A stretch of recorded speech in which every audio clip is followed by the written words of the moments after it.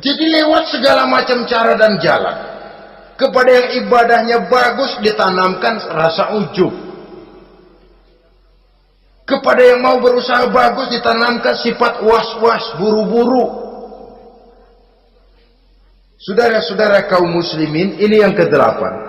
Yang ke-9, mani'uz zakat. Orang yang enggan membayar zakat itu teman setan. Gak ada urusan sama zakat. Sayang-sayang harta dizakatin. Saudara-saudara, padahal zakat itu kata Nabi, zakku amwalakum biz zakat. Bersihkan hartamu dengan zakat. Jadi barangkali bercampur harta itu dengan sedikit yang tidak baik, bercampur dengan yang kotor. Zakat itu membersihkan yang lain. Kita misalnya dalam satu kelas punya murid 40 orang, 42 orang, ada 2 orang yang bandel, nggak ketulungan. Sudah segala macam cara kita perbaiki, nggak juga berhasil. Ini kan kalau nggak diatasi kan mempengaruhi yang teman-teman yang 40 orang. Untuk menyelamatkan yang 40 ini, nggak apa-apa yang 2 keluarin. Bikin pemecatan. Anak saudara kami sudah tidak sanggup lagi mengajar. Dengan ini kami berhentikan dari sekolah yang kami pimpin untuk menyelamatkan teman-teman yang lebih banyak. Mengeluarkan yang 2 untuk menyelamatkan yang 40. So kalau tidak ini nanti ngerembet, yang 40 ngikut jadi ngeres. Itu juga harta. Zakat untuk membersihkan yang masih tersisa. Yang terakhir yang ke-10, teman setan, musuh, teman iblis, man yutilul amal. Orang yang terlalu panjang angan-angan. Penghitung bintang di langit. Yang hidup cuma ngitung jikalau. Wiridannya cuma jikalau.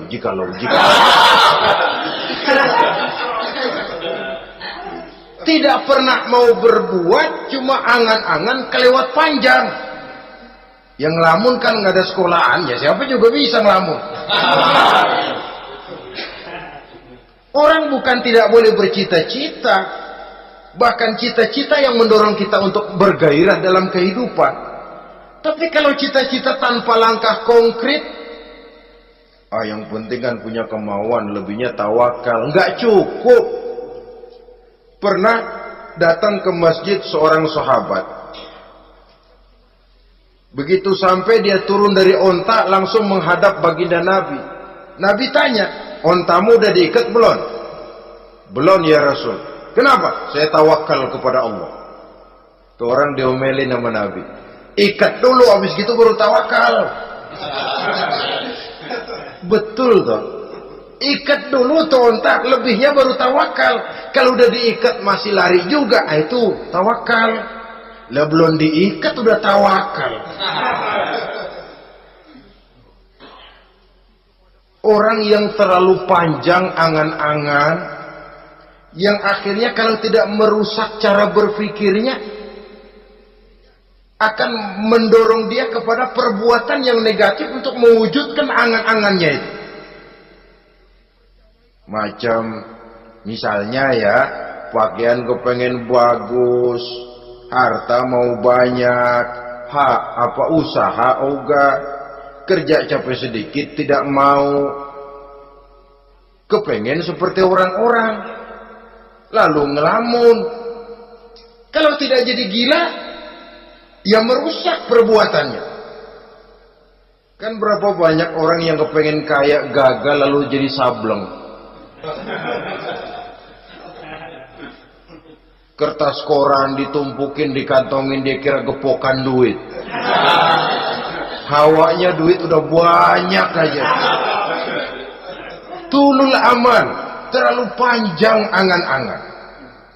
Nah, saudara-saudara, kalau kita sudah tahu itulah teman-teman setan, teman-teman iblis, mari kita berusaha jangan termasuk salah satu di antara 10 orang yang menjadi teman-teman iblis ini.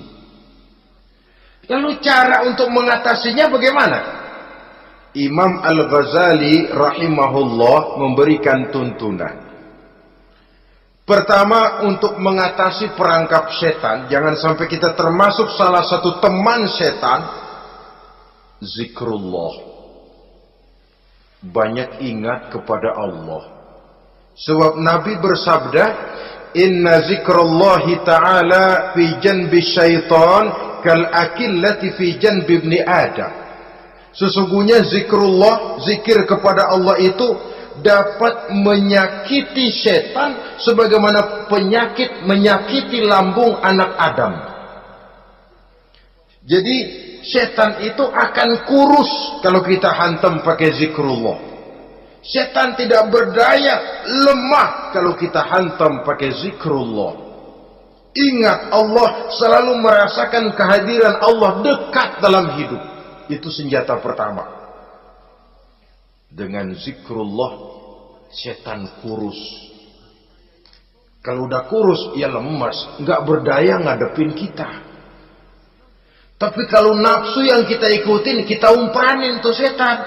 Lah gemuk, begitu gemuk, makin berleluasa dia ngutak-ngatik kita. Yang kedua, jangan mendekati tempat maksiat. Sebab man hama haulal hima yusiku ayyaqa'a fi. Orang yang main di pinggir kali ditakutin kecebur di kali. Jangan mendekati tempat yang cenderung membawa kita ke tempat maksiat. Saudara-saudara, yang ketiga, mengosongkan perut. Dalam arti rajin puasa, puasa sunnah. Kata Nabi, inna syaitan yajri min ibni Adam majrad dam fadayyiku majariyahu bil ju'. Setan mengalir dalam diri manusia seperti mengalirnya darah. Maka persempit jalan setan dengan apa? Bil ju', dengan memperbanyak lapar. Bukan memperturutkan syahwat. Pantas kalau Nabi bilang, saya adalah sekelompok orang yang tidak makan kecuali kalau kami lapar. Dan kalau kami makan, tidaklah sampai kekenyangan. Bukan nggak kenyang, tapi nggak kekenyangan. Yang terakhir kata Imam Ghazali, hendaknya kita selalu ingat bahwa tujuan iblis dan setan adalah menjerumuskan manusia, menyengsarakan manusia, supaya kita menjadi teman mereka di neraka nanti. Kalau ingat itu, insya Allah kita bisa mengerem diri. Nah, inilah saja yang dapat kita sampaikan pada pertemuan kali ini. Mudah-mudahan ada manfaatnya. Terima kasih dan mohon maaf. Usikum wa nafsi bitaqwallah. Wassalamualaikum warahmatullahi wabarakatuh. Waalaikumsalam.